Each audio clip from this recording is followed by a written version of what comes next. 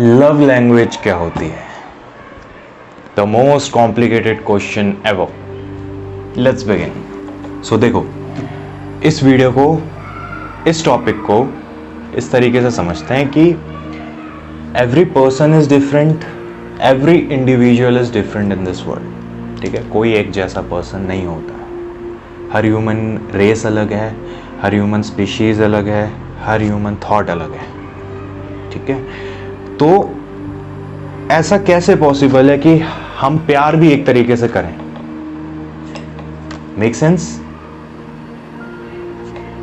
That's my point कि कभी भी अगर हम एक तरीके से सोच नहीं सकते हैं तो हम एक तरीके से प्यार कैसे कर सकते हैं? सबका प्यार करने का तरीका अलग होता है, सबकी ज़रूरतें अलग होती हैं, डिमांड्स अलग होती हैं। ठीक है, I am talking about specially the emotional thing, about the relationship. ठीक है, I am not talking about any other thing. ऐसे तो बहुत सी चीज़ें हैं जो हर इंसान के लिए कॉमन है, जो हर इंसान के लिए ज़रूरी है, उस बारे में बात नहीं कर रहे हैं हम रिलेशनशिप्स की बात कर रहे हैं। यहाँ पे रिलेशनशिप का चैनल है, रिलेशनशिप की बातें होती हैं तो रिलेशनशिप की ही बात हो रही है। ठीक है, तो ऐसा कैसे पॉसिबल है? पॉसिबल नहीं है ना। हर इंसान अपने तरीके से प्यार चाहता है और प्यार देता है। ठीक है, तो लव लैंग्वेज क्या होती है? लव लैंग्वेज होती है कि अब यहाँ पर अलग अलग ट्रेड्स होते हैं, अलग अलग कैटेगरीज डिवाइडेड हैं। ठीक है, इस वीडियो में मैं स्पेशली 5 लव लैंग्वेज के बारे में बात करूंगा। ठीक है, तो सबसे पहले तो हम ये जानते हैं कि लव लैंग्वेज इंपॉर्टेंट क्यों है। ठीक है, लव लैंग्वेज समझना इंपॉर्टेंट क्यों है? अब देखो क्या होता है ना कि आप किसी के साथ रिलेशनशिप में जा रहे हो। ठीक है, तो आप दोनों दो डिफरेंट इंसान हो। ठीक है, रियलिटी समझते हैं। रियलिटी तो यही है ना, आप दोनों डिफरेंट इंडिविजुअल हो, तो आप दोनों की सोच भी अलग है, और सोच अलग है तो मतलब आपके प्यार करने का तरीका भी अलग है। तो कई बार क्या होता है कि सामने वाला हमारे लिए बहुत कुछ कर रहा होता है, लेकिन हमें लगता है कि सामने वाला हमसे प्यार नहीं करता। क्यों? और सेम केस दोनों तरफ से होता है। हम सामने वाले के लिए बहुत कुछ कर रहे हैं, लेकिन सामने वाले को लगता है कि हम उससे प्यार नहीं करते। ये क्यों होता है? ये ऐसी चीज है ना, समझनी पड़ेगी, बहुत कॉम्प्लिकेटेड चीज है। यहां पर हमारा टॉपिक निकल के आता है लव लैंग्वेज। ठीक है, आप सामने वाले के लिए जो कर रहे हो वो अपनी लव लैंग्वेज के हिसाब से कर रहे हो, लेकिन हो सकता है आपकी जो लव लैंग्वेज है वो सामने वाले को नहीं चाहिए। सामने वाले की लव लैंग्वेज डिफरेंट है, वो अलग तरीके से सोचता है, वो अलग तरीके से प्यार करता है। तो जब तक आप उसके लिए वो नहीं करोगे तो उसको पता कैसे चलेगा कि आप उससे कितना प्यार करते हो? तो इसलिए अपने पार्टनर की लव लैंग्वेज समझना बहुत इंपॉर्टेंट है। ठीक है, तो लव लैंग्वेज समझेंगे कैसे, कितने टाइप के होते हैं, वो भी इस वीडियो में हम लोग डिस्कस करेंगे। वीडियो को एंड तक देखना, आपको समझ में आ जाएगा कौन कौन से टाइप होते हैं, जिसके बारे में हम बात करेंगे, कैसे कैसे लव लैंग्वेज होती हैं। ठीक है, लेकिन अभी उससे पहले हम लोग बात करते हैं कि लव लैंग्वेज हम लोग समझे कैसे, हम लोग कैसे जाने कि हमारे पार्टनर का जो लव लैंग्वेज है वो कैसा है, वो क्या है। सिंपल सा ऑप्शन है, ऑब्जर्व। सिंपल, ऑब्जर्व करो सामने वाला क्या प्रेफर करता है। जब आप दोनों साथ में होते हो तो सामने वाला मोस्टली क्या चाहता है, क्या डिमांड करता है आपसे, क्या प्रेफर करता है। जिस दिन आपने ऑब्जर्व करना सीख लिया, जिस दिन आपने ऑब्जर्व करना शुरू कर दिया, उस दिन आपको पता चल जाएगा कि आपके पार्टनर की लव लैंग्वेज क्या है या आपकी लव लैंग्वेज क्या है। और कई केस में अगर ऐसा होता है कि आपका पार्टनर आपके लिए कुछ कर रहा है लेकिन आपको नहीं समझ आ रहा है कि वो प्यार क्यों नहीं कर रहा है मेरे से, तो उसको अपनी लव लैंग्वेज बताओ ना, शेयर करो ना। हो सके तो ये वीडियो शेयर कर दो उसको। This video is for everyone, right? You can share this video. Okay, continue. So moving on. तो इस वीडियो में 5 लव लैंग्वेज के बारे में बात करते हैं जो मोस्ट कॉमन है।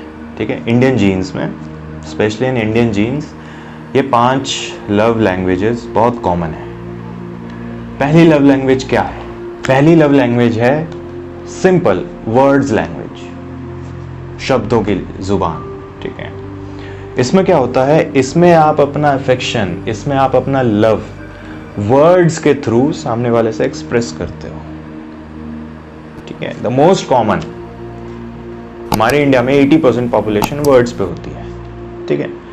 वो बिलीव कर लेते हैं, आप जो उनको बोलोगे वो मान लेंगे, ठीक है। उनको फर्क नहीं पड़ता, आप उनके लिए जो मर्जी करो। लेकिन अगर आपने मुंह से एक बार कमिट कर दिया ना, तो उनको कुछ भी नहीं चाहिए।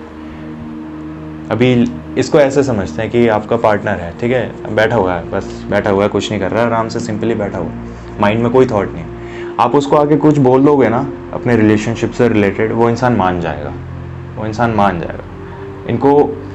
इनको वर्ड्स पे बिलीव होता है। सामने वाले ने अगर ज़ुबान दे दी, कुछ बोल दिया मुंह से, तो इनके लिए उस ज़ुबान की वैल्यू है, ये उसको सबसे बड़ी चीज़ मानते हैं, सबसे ज़्यादा उसको प्रेफरेंस देते हैं। इनके लिए और किसी चीज़ का मतलब नहीं। और मोस्टली ये लोग कौन होते हैं, कुछ एग्जाम्पल्स भी हैं।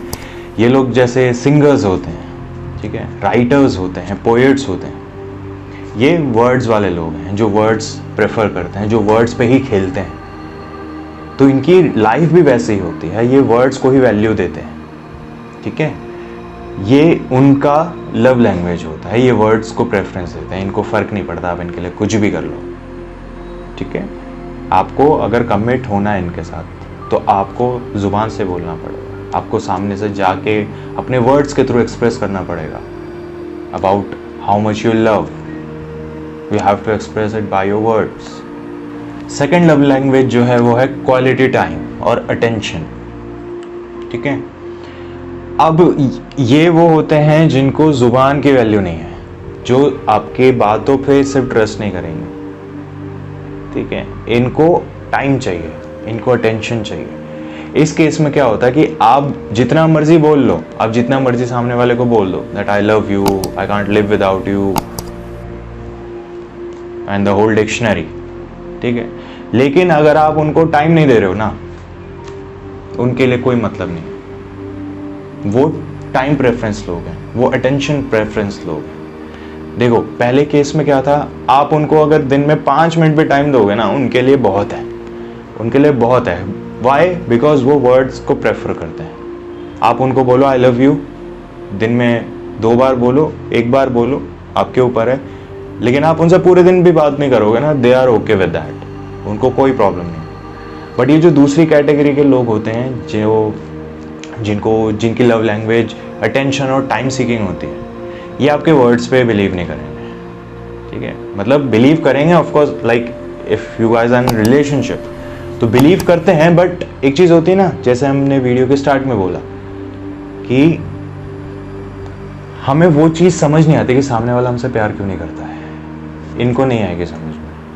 ये टाइम सीकिंग होते हैं या अटेंशन सीकिंग होते हैं, ठीक है। इनकी लव लैंग्वेज अटेंशन वाली होती है। पहले केस में आप 5 मिनट दे रहे थे, उनके लिए वो वही बहुत था। इनके केस में आप 5 मिनट दोगे ना, they are not okay with it. अब ये डिपेंड करता है इंडिविजुअल टू इंडिविजुअल, उनको कितना टाइम चाहिए। किसी को 1 घंटा चाहिए, किसी को 2 घंटे चाहिए, किसी को 10 घंटे चाहिए, किसी के लिए पूरा दिन भी कम है, ठीक है। तो ये आपको समझना है कि सामने वाले की लव लैंग्वेज क्या है, अपने पार्टनर की लव लैंग्वेज क्या है, ठीक है।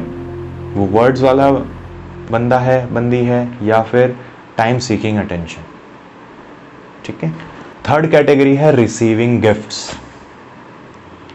अभी देखो ये चीज़ समझो, ये कोई बुरी चीज़ नहीं है, ठीक है। हर किसी का अपना सोचने का तरीका होता है, हर एक की मेंटालिटी होती है, हर एक का माइंडसेट होता है, हर एक की फीलिंग्स होती है, ठीक है।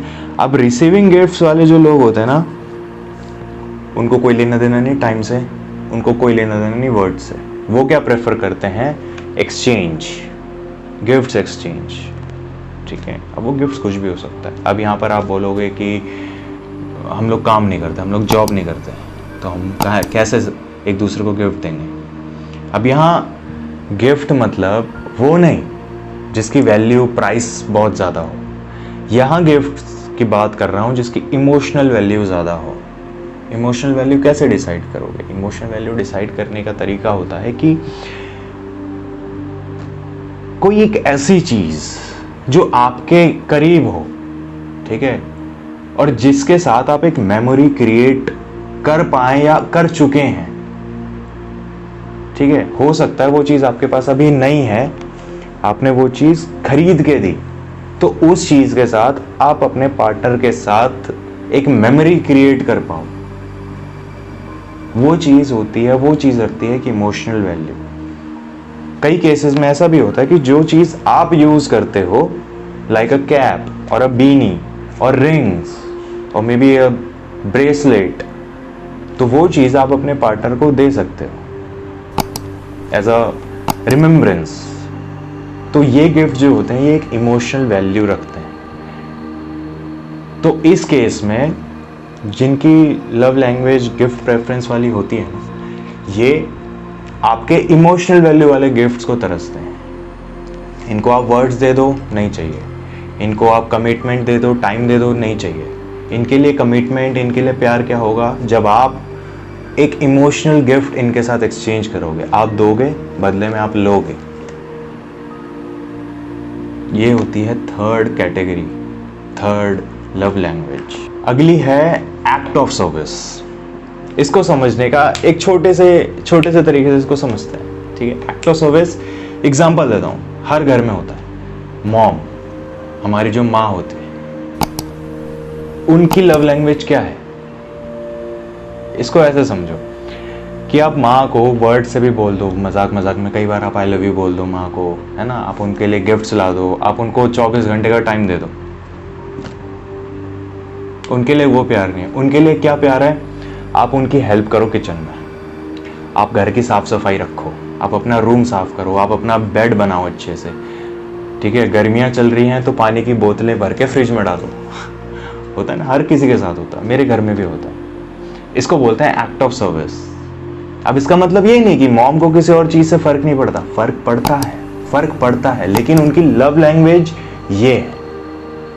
अब आप उनको कुछ दोगे तो ऐसा तो है नहीं कि वो आपको वो एक्सेप्ट ही नहीं करेंगे उस चीज़ को। अगर आप अपनी मॉम को कोई गिफ्ट दे रहे हो, ठीक है, देना चाहिए, तो इसका मतलब ये नहीं कि वो एक्सेप्ट नहीं करेंगे, बट उनकी लव लैंग्वेज वो नहीं है ना। उनकी लव लैंग्वेज क्या है? Act of service. वो आपसे डिमांड करती हैं। मॉम आपसे गिफ्ट की डिमांड नहीं कर रही हैं। मॉम आपसे क्या डिमांड कर रही हैं? अपना बिस्तर बना जाके, टाइम पे उठ जाओ, टाइम पे सो जाओ, ज़्यादा फ़ोन में मत लगो, फ्रिज में पानी की बोतलें रखो, अपना कमरा साफ रखो, मकड़ियों की जाले उतारो। समझ, दीज आर जस्ट एग्जाम्पल्स। ये एक्ट ऑफ सर्विस होता है। और रिलेशनशिप में भी कई लोगों की लव लैंग्वेज ऐसी ही है। उनको नहीं फर्क पड़ता, आप उनको टाइम भी ना दो चलेगा, आप उनको वर्ड्स भी ना दो चलेगा, उनको गिफ्ट भी मत दो चलेगा। उनके लिए लव लैंग्वेज क्या है? Act of service. जब आप उनकी हेल्प करोगे, वो कुछ भी हो सकती है, पर्सनल हेल्प हो सकती है, प्रोफेशनल हेल्प हो सकती है, हाउस होल्ड हेल्प हो सकती है, कुछ भी हो सकती है। आप दोनों साथ में खाना खा रहे हो घर पे, बर्तन धो दो, एक्ट ऑफ सर्विस। अगली और लास्ट कैटेगरी है फिजिकल टच, ठीक है। अब ये चीज ऐसी है ना, आप ऊपर के चारों कर लो, लेकिन जिसमें ये वाला है ना, वो इनमें से कुछ नहीं समझेगा। लाइक ये चीज पांचों पे लागू होती है, पांचों पे एप्लीकेबल है ये चीज, ठीक है। सेम चीज फिजिकल टच के साथ भी होता है। आपने देखा होगा ना, कई लोग होते हैं कि बात करते हैं तो एक दूसरे का हाथ पकड़ के बात करते हैं, या कई लड़के होते हैं जब मिलते हैं तो हाथ मिलाते हैं, हग करते हैं। लड़कियां भी होती हैं, हाथ मिलाती हैं, हग करती हैं, बात करती हैं तो टच कर करके बात करती हैं। उनका वो लव लैंग्वेज है, वो उस तरीके से प्यार करना प्रेफर करती हैं। कई बार होता है जब आप दोनों साथ में हो तो कडल करते हो, हग करते हो, और ज़्यादा जाऊँ तो सेक्स करते हो। वो चीज़ फिजिकल टच होती है, लोगों की लव लैंग्वेज होती है। कई लोग हैं जो फिजिकल टच को प्रेफर करते हैं। उनको आप टाइम मत दो चलेगा, वर्ड्स मत दो चलेगा, गिफ्ट्स मत दो चलेगा। They don't even give a shit about act of service, ठीक है। उनके लिए लव लैंग्वेज क्या है? Physical touch. एंड सेक्स भी, चलो सेक्स भी बहुत बात की चीज़ है, वो कंसेंट की वाली बात है कि दोनों के बीच में कंसेंट होना चाहिए, उस बारे में बात नहीं करेंगे, ठीक है। टच, फिजिकल टच में क्या आता है? बहुत कुछ आता है। हग आता है, कडल आता है, हैंडशेक आता है, हग आता है, बहुत कुछ है फिजिकल टच में, है ना। अब बात भी करते हो तो एक दूसरे के कमर पे हाथ रख के बात कर सकते हो, that is also physical touch. कई लोगों के लिए लव लैंग्वेज ये भी है जो हाथ पकड़ना प्रेफर करते हैं, जो एक दूसरे के कंधे पे हाथ रखना प्रेफर करते हैं, हग करना पसंद करते हैं। तो कई लोगों के लिए लव लैंग्वेज ये भी होती है।